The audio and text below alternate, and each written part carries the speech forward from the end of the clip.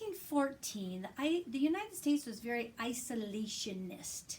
That means we're kind of like, yeah, leave us alone, you guys. We're isolated from you. So we yeah, I got to work on them, but we're not going to be involved. In fact, Wilson gave a speech where he said, there is such a thing as a man being too proud to fight. There is such a thing as a nation being so right that it does not need to convince others by force that it is right. In fact, there was kind of the belief at the time by a lot of people. Remember, we are a country of immigrants. And how many of you have like a lot of different nationalities? I know I'm mostly German. I got a little Irish, got a little English, a lot of you have different nationalities. So remember that. And this is, just after 1900 when all these people are coming in. So we've got a whole bunch of people in our country. The country kind of had this belief that we shouldn't really take sides, but Americans could sell war supplies to both sides.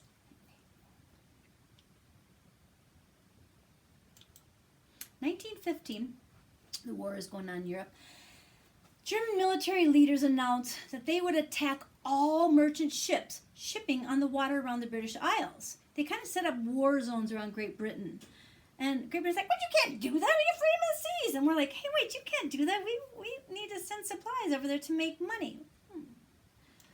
So Wilson said, you can't do that. That's illegal. So to avoid war, I'm not supposed to touch my face, sorry. So to avoid war with the United States, Germans ordered that their subs would give a warning before firing. So, hey, we see you bringing some supplies in. It means turn around and go back home or we're going to sink you. Okay? All right, fine. Well, that's not good. Well, they weren't going to sink passenger ships either, by the way. Okay, they're not supposed to sink passenger ships. In 1915, there was this grand ship called the Lusitania. The Lusitania was a passenger ship taking people from, to Great Britain, right? Okay, so passenger ship has about 128-ish Americans on it, and they are going to set sail. Well, the Germans had been giving us warnings that, this is a war zone, and we're going to sink ships that are coming in this war zone. Like, well, this is a passenger ship. Oh, but by the way, there might have been stuff underneath, like war supplies in the bottom part of the ship. Okay, just maybe. But another interesting thing, the Germans were warning us, if you go on a ship that's going toward Great Britain, you might be sunk. In fact, it's like a war zone. It's a European war zone. In fact, there was articles in the newspaper that said that ships going into the war zone might be sunk. In fact, the day the Lusitania set sail, there were people at the ship place.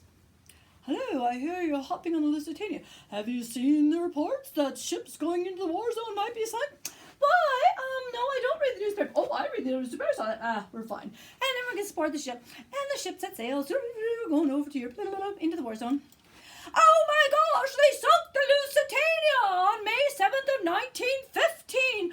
What? They sunk a ship that they warned us they might sink if it went into the war zone and just happened to be carrying weapons and things below. Oh my gosh. Now we're really mad at Germany because they shouldn't have sunk a passenger ship. I think there, 128 Americans or whatever died. About 2,000 people, 700 people died of the 2,000. Okay. America's mad. You can't be doing that. This is 1915. Right, we're still 2 years away. Okay. Then, 1916, Wilson says, all right, Germany, this unrestricted submarine warfare has got to end. And the Germans say, all right, fine. Well, the Sussex Pledge. We'll make this promise. We'll stop unrestricted submarine warfare. We won't target passenger ships. And if merchant ships are coming over with supplies, we will say, get off the ship before we sink it. So we're not going to sink anymore. We're not going to kill any more people, okay? Come into the war zone. Passenger ships fine. Merchant ships, we're going to sink your ship. Get off. You can survive, but we're still going to sink the weapons. This is Germany's way of trying to win the war. They're trying to stop Great Britain from getting weapons. I'm not saying I'm on Germany's side, but I'm just saying, see both sides of this issue. Okay, so they're going to start unrestricted submarine warfare. I'm trying to keep us happy. 1917, we're getting closer. Wilson is still watching this war, and he's like, this is kind of a goofy war.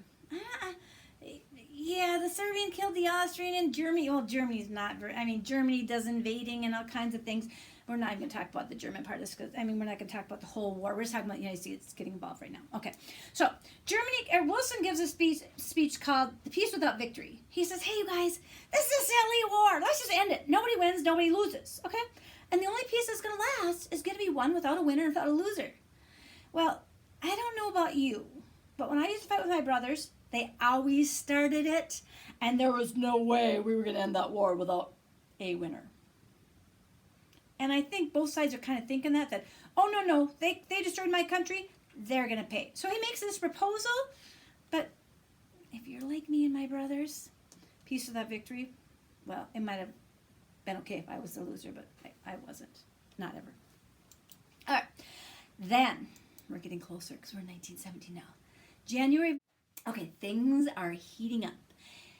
In January of 1917, Germany has decided that they really need to kind of begin unrestricted submarine warfare. Meaning, if you're bringing that stuff into Great Britain, we're going to sink your ships. Okay, so they know that that's going to make us mad, the United States. So they send a little note. They've got a little note. They're writing it. They're going, Dear Mexico, we got a deal for you. If you will form an alliance with us against the United States, maybe kind of keep them busy if we have this unrestricted submarine warfare, so they kind of can't jump into the war against us because you'll keep them busy.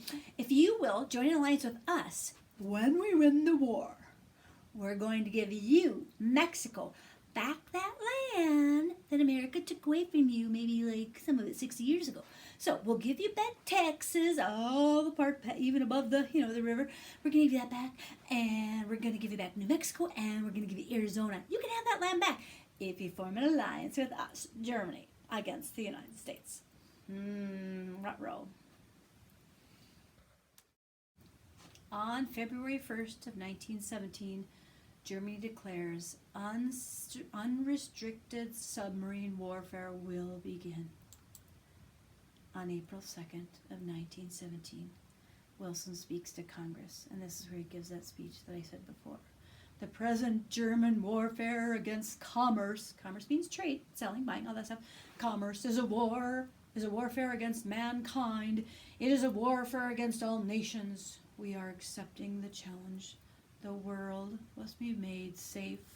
The world must be made safe for democracy. After his speech, Congress cheers, "Woo! Yeah, we're going to war! Hooray! War!" The congressmen are happy we're going to war because a lot of them were ready. They wanted to go to war. Wilson went back to his office and he looked at his aide and he said, "Isn't it strange that men should cheer for war?" And this is where he put his head on his desk and he cried.